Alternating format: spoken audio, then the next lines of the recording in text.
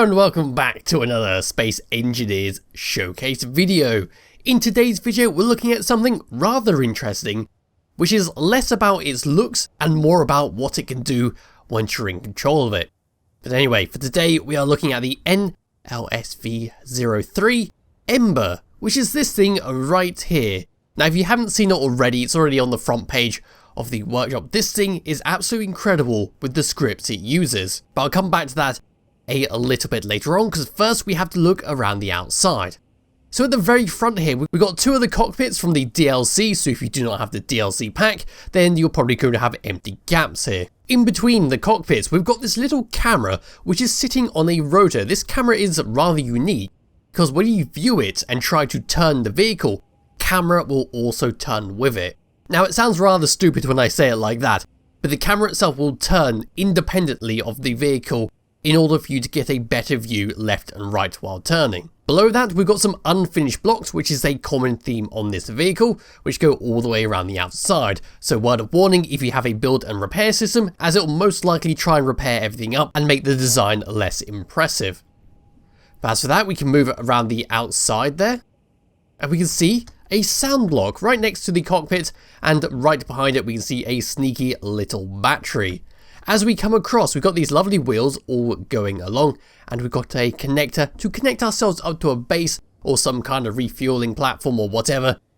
But yes, that's there if you need it. We have a button there. Oh, it's suspicious, isn't it? That button right there.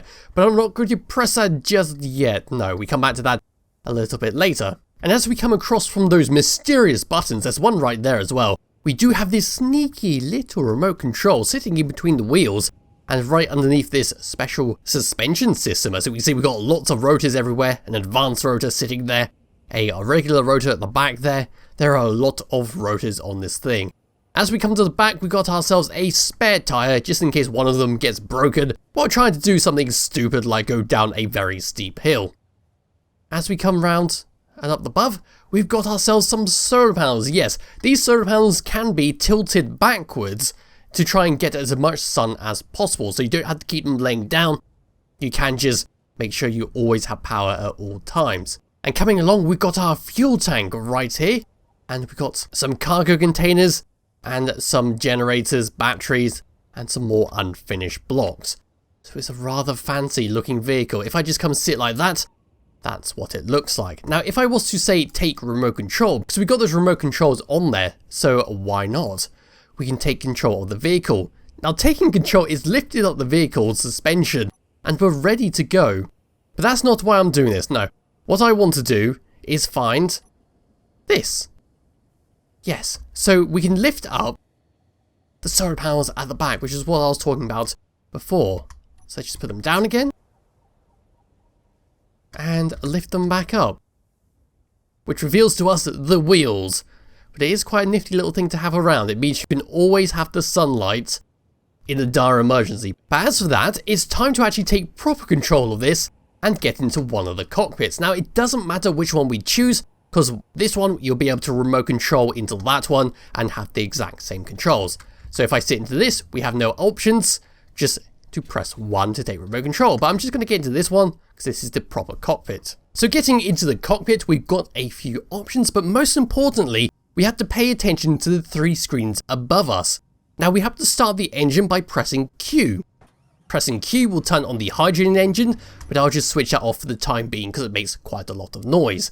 And we've got some lovely bits of information. On the left hand screen, we've got whether we're off-road or normal mode. That just means your suspension on the wheels will do different things, and it will also tell you your speed. The central screen I'm just going to ignore because that's standard Space Engineers stuff. And on the right hand side, we've got our fuel, which is our hydrogen for the hydrogen tank, and our battery power. Yes, so that solar panel there is there for a very good reason. And below it, we've got our brakes, whether they're active or not. So starting with button number 1, this is how we're going to change our driving mode from normal, which is good for a flat surface, or off-road, which is good for a very bumpy one. This just means your wheels will adjust themselves and try not to break it, basically. Number 2 is rather interesting because we can move the camera independently of the vehicle. That's what I was talking about earlier on in this video. So if I was to hold A, we can look all the way to the left. If I hold D, we can do the same. Unfortunately, you can't look up and down, it is simply left and right. Number 3 is for the camera at the back, and it will do the exact same thing. Number 6 and number 7 are for the spotlights, so pressing number 6 will turn the spotlights on at the very front.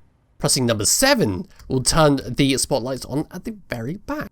Number 8 will turn on and off the cockpit lights, so if you can see there between the two cameras, they are now off and they are now on.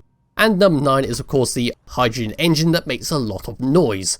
Number 1 on the second tab is for the O2H2 generator, for you to turn your ice into precious fuel for your hydrogen engine to keep you powered, but we can just turn that off. Number 2 is for the survival kit, so if you want to respawn right next to this vehicle, you can switch this on and respawn right here. Number 3 is for the oxygen tanks on and off, so if you're on a non-breathable atmosphere like I am right now, you can turn that on and save yourself from suffocating.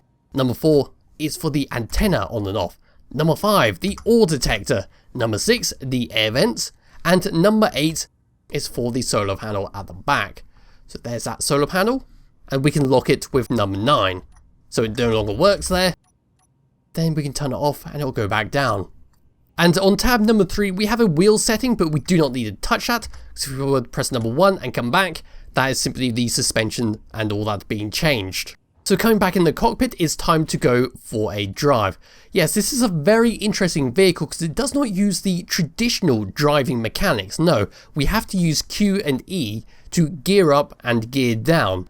So I'm in neutral at the moment. Oh, I've got to put my handbrakes on. And if I was to press Q, we would gear up to 1, where we can drive forwards using W and just turn it around. Then we go to gear number 2, 3, 4 and 5, where we can gear all the way back down to neutral and go into reverse. Yes, we can then hold W. Instead of moving forwards, we go backwards because of this. So it's quite an interesting way to play. Let's just go, I don't know, number 2, let's go for a ride like this.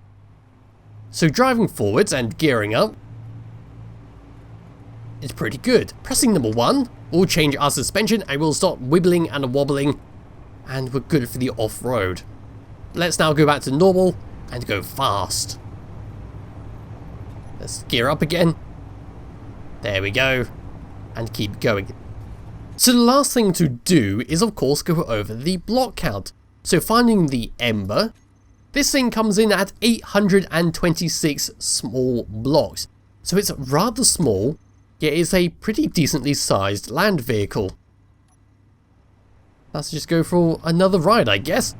So yeah, it's a lovely vehicle to have. I absolutely love the scripts involved with this, and I hope they release them separately for everyone to use, because they are rather fancy. Uh-oh. Hold it. I'm sure this is fine. What on earth happened there? Ah, I have a brilliant idea.